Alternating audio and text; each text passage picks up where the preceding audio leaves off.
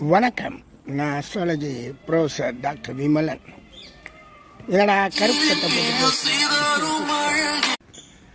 வணக்கம். நான் astrology professor doctor Vimalan. மேசராசி குணங்களை பற்றி கேட்பாங்க. அது ரொம்ப கோபமான ராசி, நெருப்பான ராசி, முரடான ராசி. வாஸ்தவம் தான். அதில் இருக்க நல்ல குணம் யாருக்கு இருக்குது? ஒரே செகண்டிலே தியாக எண்ணங்கள்னு சொல்லுவாங்க. அதை விட விஷயம், தன்னுடைய கோபத்துக்கு மன்னிப்பை உடனே கேட்கக்கூடியவங்களாகவும் இருப்பாங்க. அது எவ்வளவு பெரிய விஷயம். சிம்மராசி மன்னிப்பை கேட்டுருமா?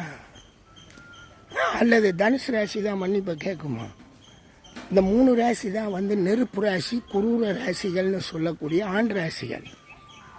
ஆனால் ஸ்பெஷல் என்னென்னா, இந்த மேசராசிக்காரர்கள் உடனே மன்னிப்பை கேட்டு தன்னுடைய வாழ்க்கையை சமநிலைக்கு கொண்டு வர பார்ப்பாங்க.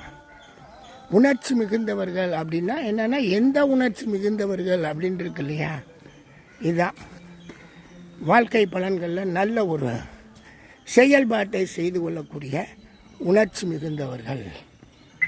மறக்கும் தன்மையும் இருக்கும், மன்னிக்கும் தன்மையும் இருக்கும். நல்ல ஒரு ராசி மேசராசி.